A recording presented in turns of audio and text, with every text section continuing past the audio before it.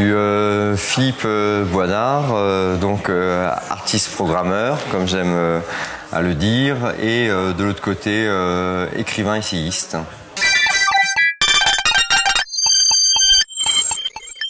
Moi, mes thèmes de prédilection portent sur la question du langage et du visage, en fin de compte de la définition de l'être humain, que j'ai pu rechercher d'abord littérairement ou à travers l'écriture philosophique.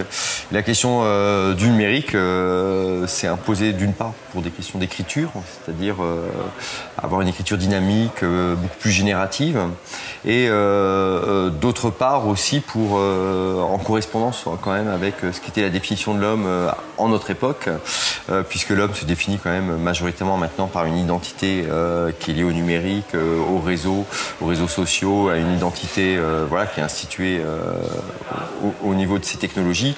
Et donc la maîtrise et le développement d'outils numériques me paraissaient totalement évidents.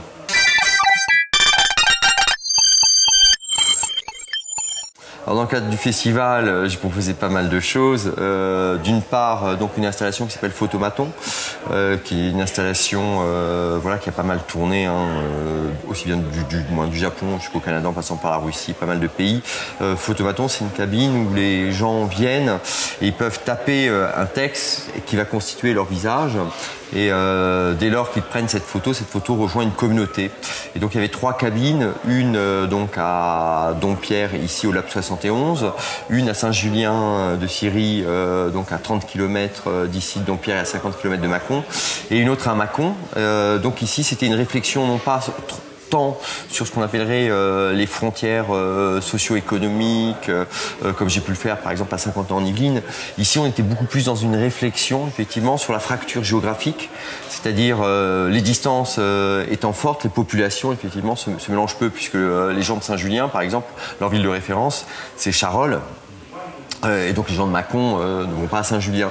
Et donc grâce au dispositif de cette installation qui fait que tous les gens sont réunis dans une même galerie de photos, ça me permet de faire une communauté, voilà, et de relier les hommes en dessous de toute distinction de géographie, sociologie, économie ou culture. Et donc cette œuvre s'inscrit comme critique aussi des réseaux sociaux tels que Facebook ou d'autres choses. Donc ça c'était pour l'installation. J'ai fait aussi une première avec une performance qui s'appelle Poétique de la post-humanité. Donc c'était la première fois que je montrais cette performance, parce que je suis en train de l'écrire. Donc sur le problème du paysage post-historique, c'est-à-dire un paysage après la disparition de l'humanité. Qu'est-ce que serait témoigner de ce paysage? Voilà, c'était une performance. Donc le soir de l'ouverture du festival, et une conférence que j'ai fait le matin devant des collégiens et lycéens sur la question du visage à travers l'histoire, c'est-à-dire de son inscription analogique jusqu'à sa réflexion au niveau du numérique et des œuvres d'art numériques. Donc ça a été un moment où j'étais très actif, voilà, et puis autrement j'ai regardé les œuvres des autres, c'est avec un grand intérêt.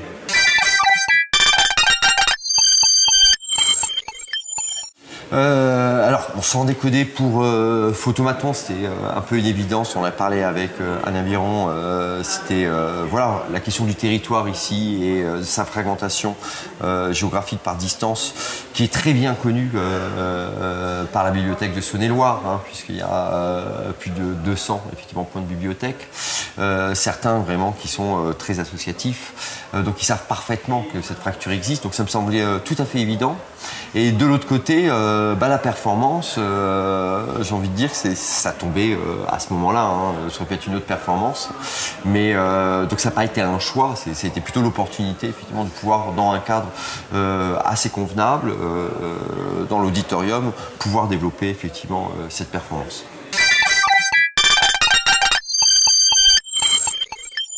C'était la question du bibliothécaire, Gaël.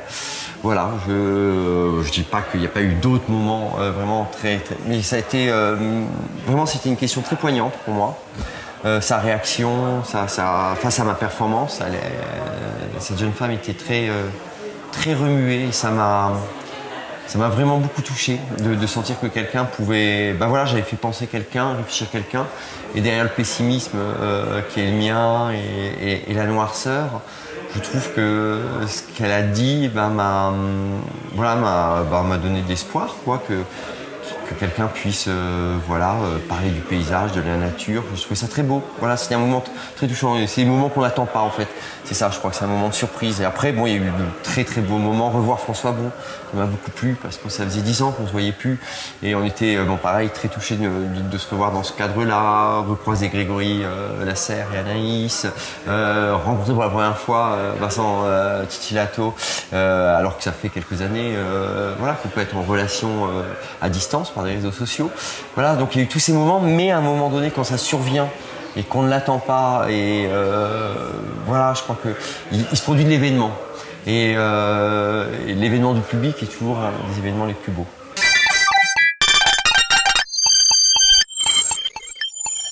Mon festival en 3 hashtags, kilomètres, hashtag kilomètres, parce que je fais beaucoup de voitures quand même, et d'aller-retour.